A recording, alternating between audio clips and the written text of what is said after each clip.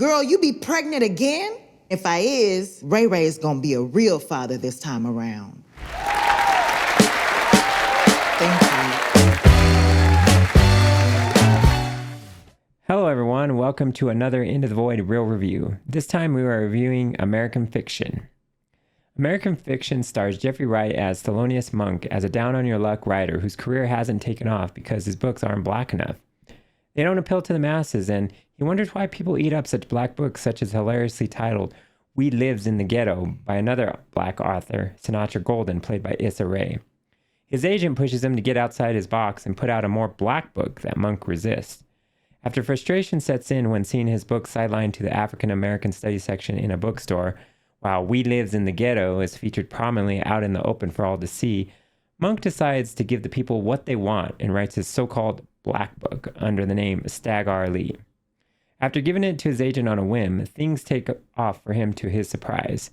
The offers start coming in like never before, and the movie, in the same fashion, takes off comedically when Monk, in order to sell his book even more, is forced to act like a stereotypical black man who just got out of prison, adding to the mythos of his alter ego, Stagg R. Leigh. Yeah, Mr. Lee can't use his real name. Is this based on your actual life?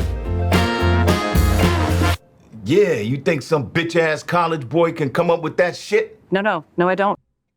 Jeffrey Wright puts on a great performance as Stagg R. Leigh. He's understated when acting as his alter ego and not over the top.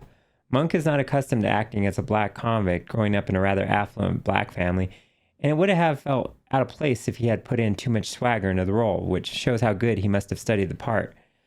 I remember when I first saw Jeffrey Wright, it was when he was in the HBO series Westworld, where he was very good at being understated and reserved in that role as well. Getting back to the story, personal things happen in Monk's life that add to his professional conundrums. I won't delve in too deeply into those for fear of spoilers, but needless to say, things do get dark for poor Monk. Let's just say he has to learn to be present and let people love him. People want to love you, Monk. You should let them love all of you. I remember one great scene where Monk's mother, played by the resonating Leslie Uggams, tells her son that he is a genius, which is why he is lonely, because geniuses don't know how to relate to regular people. There are lessons to be learned on a micro level for Monk that the movie elegantly weaves into the macro world message that has something to say about how white people view blacks in a certain sense to appease something in themselves. We want to put him on the cover in one of those scarves, I guess you would call them, tied around his head. A do-rag? Do-rag, that's it. Do-rag and a tank top with the muscles showing. Somebody call the fire department.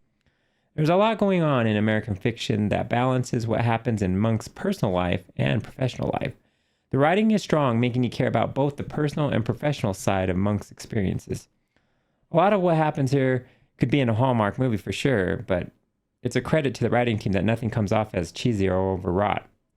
I laughed at the comedic moments and felt heartened over the more serious moments.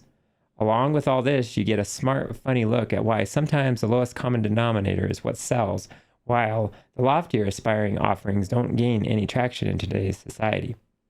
Sometimes it's a matter of what people can afford and not necessarily what they should buy. That's an analogy that you will get after you watch this movie. This is a smart, funny movie with an expertly written script. It's entertaining, and it shows that you don't need explosions and blockbuster thrills to engage audiences. Or maybe sometimes that's what sells according to American Fiction, so we shouldn't be surprised that we do need those things. Anyhow, I'm giving American Fiction a 9 out of 10. Thank you so much for watching, and don't forget to like and subscribe if you like this content, and let me know what you thought of American Fiction. All right, guys, I'll see you in the next video.